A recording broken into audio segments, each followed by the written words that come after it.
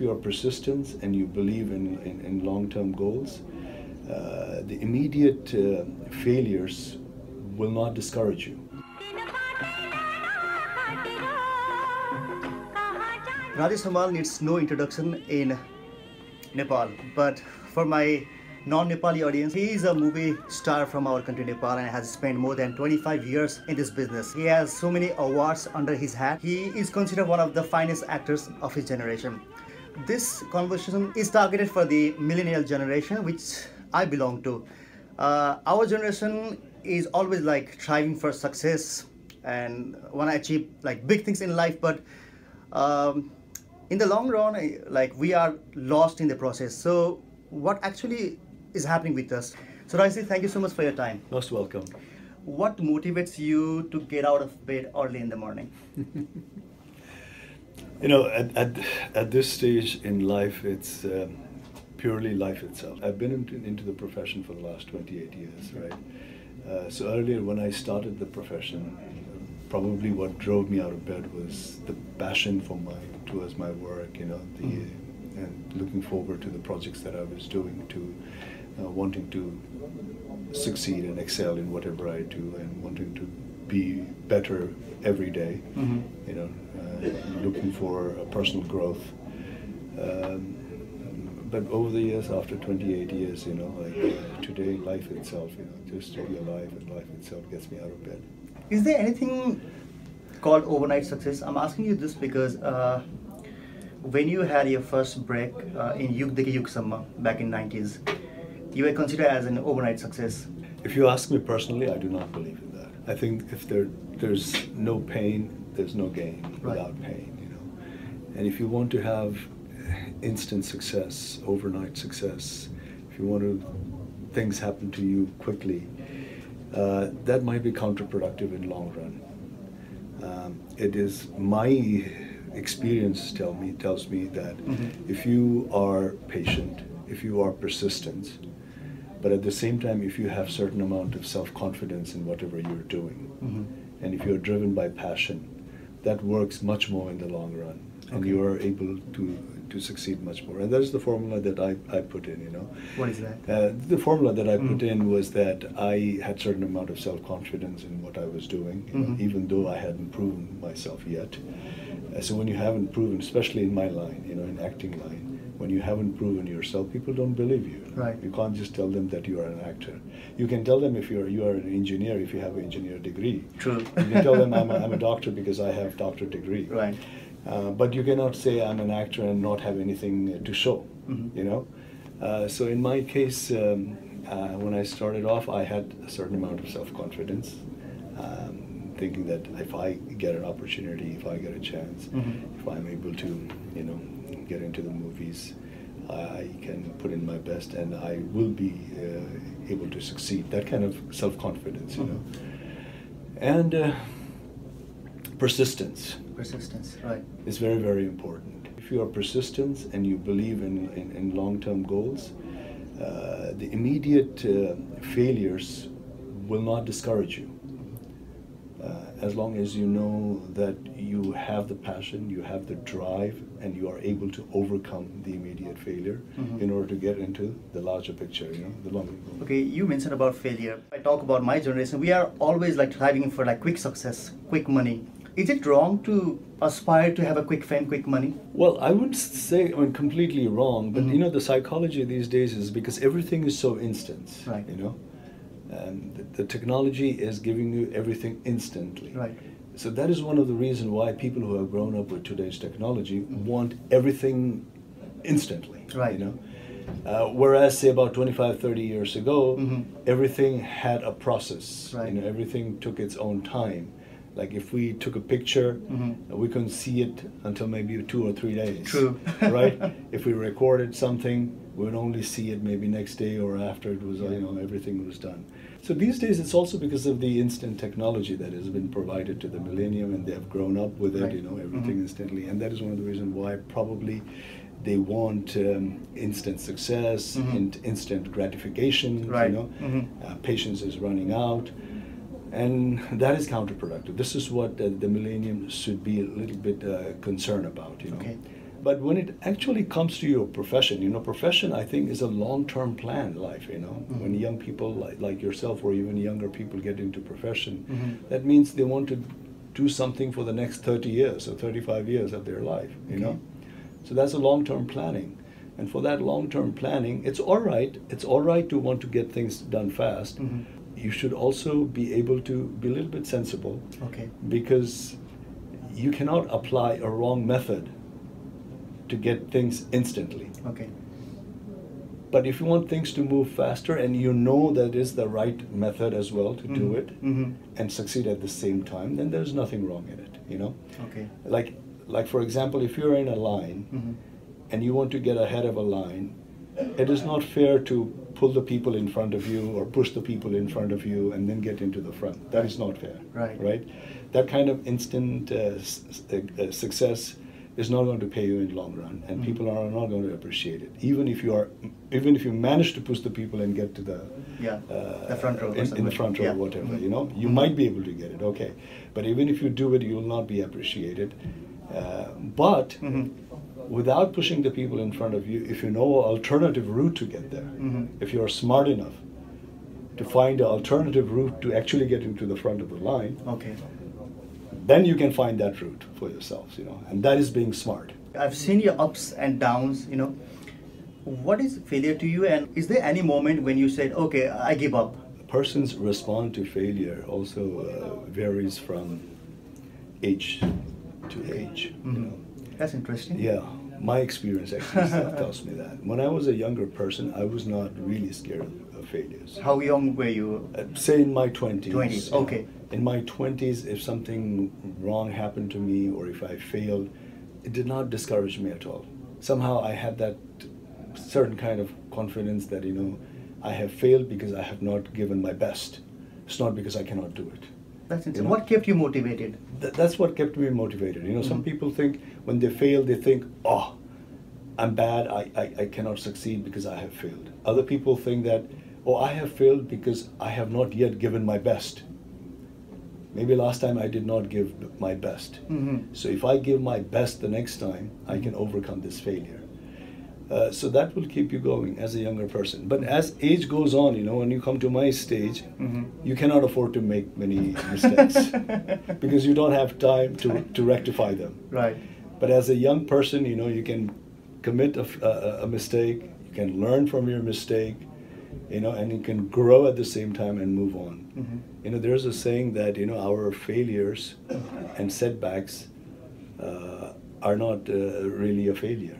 It's actually an opportunity for us to grow and to learn. So if you take your failure like that, with that perspective, especially when you are young, in your 20s or 30s, I think you will gain much more from your failure. So is it fair to say it's good to fail? It's not good to fail all the time, because if you have failed all the time, that means you have not learned a lesson from your failures.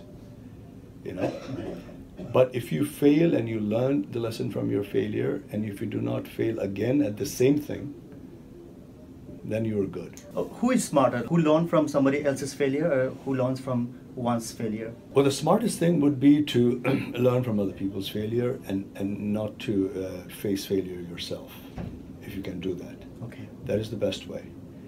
You got to be very smart for that, because especially in whatever profession you get into, and if you study about the people who were in that profession, and studied about their setbacks and challenges, and learn from their professional life, and you do not repeat the same thing, that's the best thing to do it, because that way you'll probably have much less failures in your life, because you have learned from other people's life.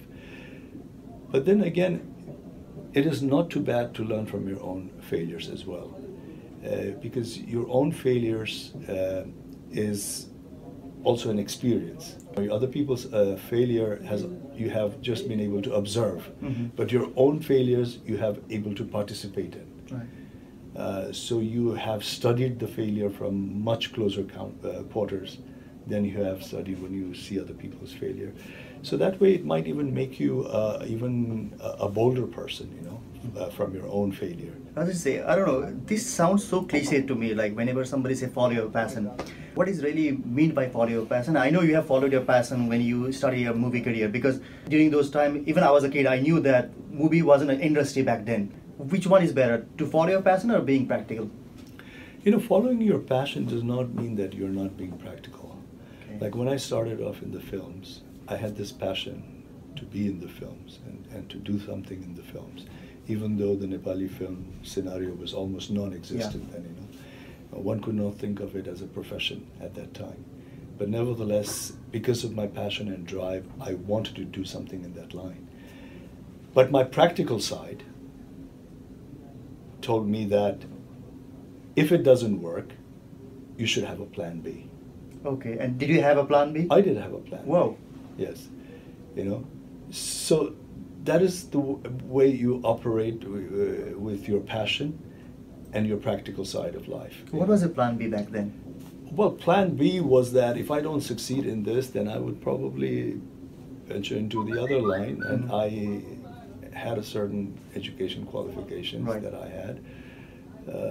So I was willing to opt out for a different profession. Right, this is like really, really fascinating. So you should always have a plan B. I think so. Okay. No matter what, you know, because if you're just persistent, because sometimes passion may not work out. Just because you're passionate about something and you go and do it, it doesn't mean that you will succeed. Can you give me any example? I was very passionate about acting and being in films and everything. Okay, and that got me into the films, you know.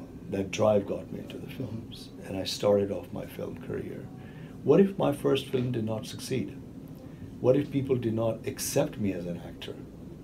You know, no matter how much passion I've had, if the people did not accept me, my acting career would not go further. You know, what would have happened if my first film got released and people did not like the way I look, people did not like the way I laugh, cry, or walk, and they thought I was rubbish? So no matter how much passionate I was about acting, there was no way that I could go on, right? So that way you should be very careful. Just because you have a passion for certain things does not mean that you will be accepted, and then you will succeed. But if you have a passion, and if things move for you, then nothing like it, you know. If you're passionate about something, you have a drive for something, and right from step one, step two, you start succeeding. Then your speed is unstoppable. So tell me, when is the right time to go for plan B then? Plan B is you should be able to know that when things are not succeeding. Like when I got into the films, I'll tell you another interesting thing was my father totally discouraged me to get into films. We know that. You know? Yeah. He told me that, you know, this is not a profession that can be taken. You know, you cannot make a career out of Nepali films because we were hardly making any Nepali film, you know. Yeah.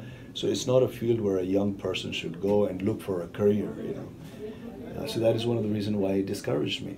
So I had told my father that, okay, so let's reach a compromise between you and I. And the compromise was that let me get into the films and try it for 2 years. You know, I was young, I had time. I said, I'm young, I have time. I can afford to give 2 years time for my passion. So I'll get into this line and see if I will succeed or not in 2 years' time. If I don't succeed in 2 years' time, then I'll take a U-turn, you know. You'd still be happy, right? I would have no choice, you know. Right. That's what the sensible, practical side dictate. If you hadn't succeeded, right, and you had your U-turn, does that mean that you were a failure? At that stage, I wouldn't say it a total failure. Failure at what you wanted to do, but not failure in life. Because you are always saying that if I don't succeed in this, I'm going to go for this. I have a plan B. If my plan A doesn't work, I have a plan B. So as long as your plan B is there, even if your plan A doesn't work, you wouldn't. I don't think one would call that person a failure, because now it's time to get into plan B and make a success out of it. But in course of time, if you're not able to make success out of your plan A, plan B, or plan C, then you are a failure. You know? Especially when you were young. When you're young, there's always a chance to move on to something else and to succeed. So that is the kind of optimism the youth should have, I think. Today's world, you cannot just be one-track minded. So it is always nice to have at least two plans for your future life. So Rajesh, let me put you through this. There's so many like people who always have excuse on everything. Let me give you this example. They say Rajesh Hamal is Rajesh Hamal because he belonged to the elite family. You were. Rajesh Hamal is Rajesh Hamal because he had his education abroad. You did. Rajesh Hamal has a very good English because he studied abroad, right? I'm a village guy. I went to a worst public school. I could barely speak English, so I could never achieve what Rajesh Hamal could achieve. What kind of excuse is this? Is it a valid excuse? I wouldn't say that it's not totally invalid. Because, you know, when a person has certain opportunities in life right from the beginning, right, they have a better start. True. That is possible. But then again, you know, there's also another saying that talent is everywhere. Talent is actually equally spread out. Talent can be in a big city like New York. Talent can be in the remotest mountains of Nepal. You know, talent can be anywhere. What we lack, what is unequally distributed, you know, talent is equally distributed. What is unequally distributed is opportunity. Okay. You know, like if there's a person who has enormous talent in filming, in technology and things like that, and he happens to be in New York, he has much more opportunity than a person who has the equal talent, but lives in the remotest villages of Nepal. Right. Given an opportunity, he would also probably succeed just as much as this person. But with his talent, he has not been able to explore, he's not getting any opportunity, so his talent in course of time can get rusted or die. Okay, so he is cursing the fate. So Yeah. is that right? So that is, I mean, I see your point, but at the same time, if you're a talented person, nothing can stop you, you know. And there are so many examples in our own countries, you know. Right. The top politicians, some of the, I don't want to name anyone, but Okay. the top politicians that we see in our country have come from a very humble backgrounds, you know, have succeeded enormously. I'm not saying whether they are good politicians or bad politicians, yeah, but I hear you. they are succeeding. There are other people who have come from a very humble backgrounds and have become extremely rich. Some of our multimillionaires in Nepal have come from a very, very humble background. Right. Just like the background that you have described.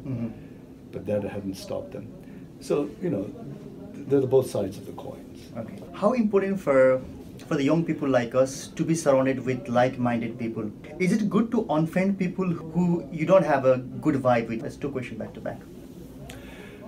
You know, my experience tells me that it is very important if you can get that atmosphere to be with like-minded people or people who are better than you. And especially young people, if they have great role models around them, if they're surrounded by role models, they eventually will become a better person themselves. Okay. How about unfriending those people? But unfriending is, I look at this from two perspectives. Okay. You know. A, you should be able to deal with it if you are that prepared. So what do you mean by deal with it? Deal with it means that you should also have certain confidence about your own outlook, own approach, and the other person's outlook and approach should be just another opinion, which may not be in par with your own. Okay. You may not agree it, but it can be another opinion, and from which you can look into another perspective as well.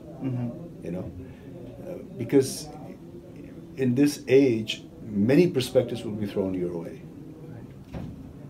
So you cannot shield away from other people's opinions and perspectives.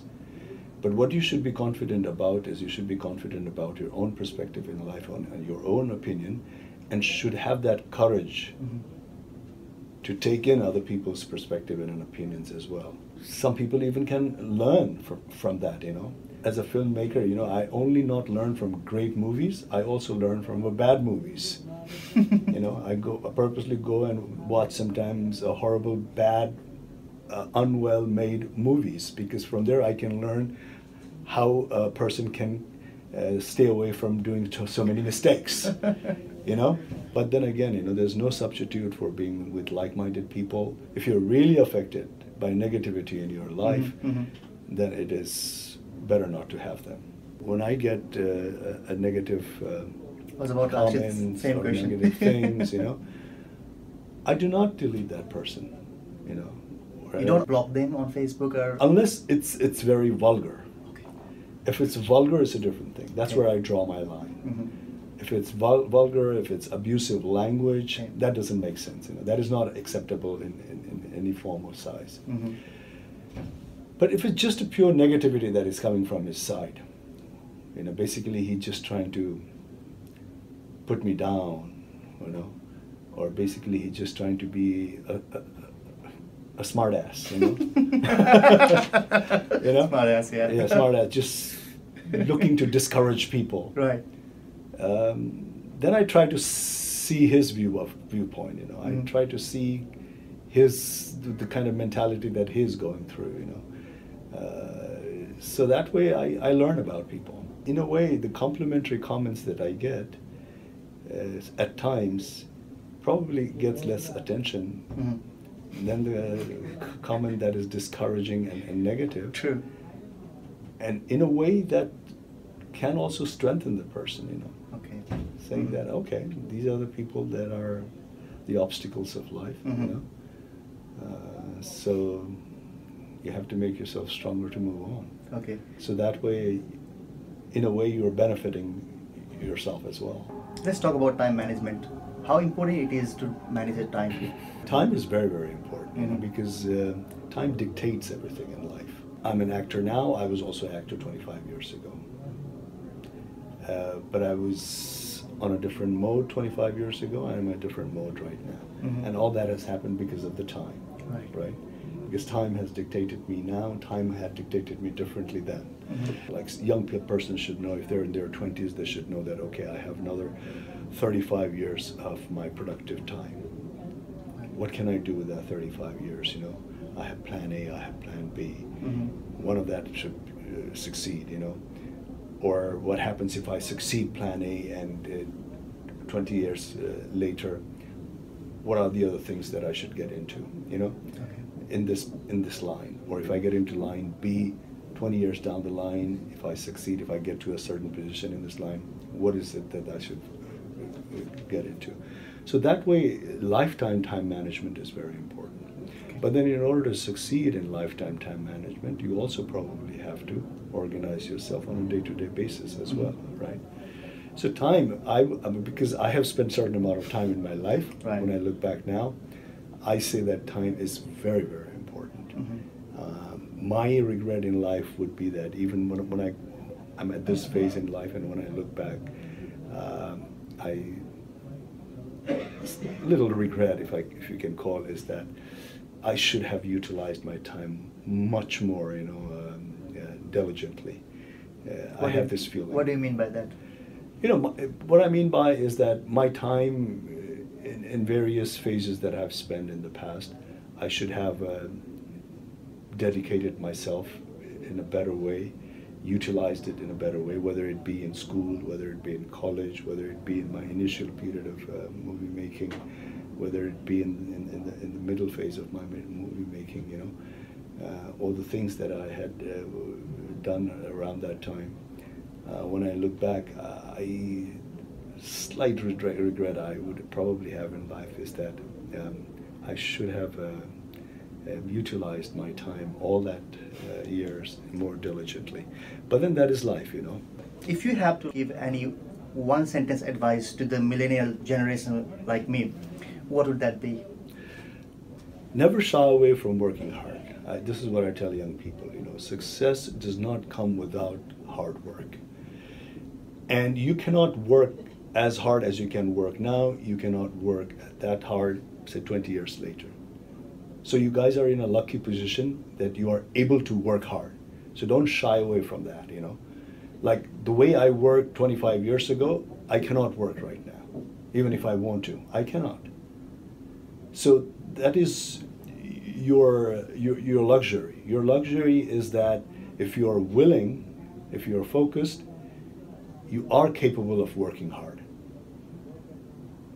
You are capable of enduring pain, overcoming them. You are capable of falling and getting up. You are capable of facing challenges and making yourself stronger and facing challenge and then moving on. If you gather up courage, if you gather up strength, you are capable of that. And that is because of your age, nothing else. Right. So utilize that. Go and get what you want. Even if you don't want to get into a regular lane, if you know the shorter cut, use the shorter cut without harming other people and without cheating. Everybody's climbing Mount Everest from one path. If you know a shorter cut, which is much more dangerous, right, where no one has climbed, and if you're confident that you can do it, you are allowed to take the shorter cut and be there, and you'll still be on the top. There's nothing wrong in wanting to succeed. There's nothing wrong wanting to be the best. There's nothing wrong that you want everything for yourself, great achievements, and dream about it. Because sometimes when you dream about those things, if you keep on dreaming it, you're sort of instilling that plan into your head. Because we all are moving by our subconscious rather than conscious. So subconsciously you are always putting yourself that I want to succeed, I want to get this, I want to get that. In course of time you may be able to get all that, But no pain, no gain. And don't be in a rush, because if you put in hard work, if you put in sweat, tear, and blood in whatever you're doing, there is plenty of time for you to enjoy that later in life. So don't be in a rush. If you're in your 20s, you put hard work, you do everything, you take the pain for the next 30 years of your life. At that stage, you will reach my age.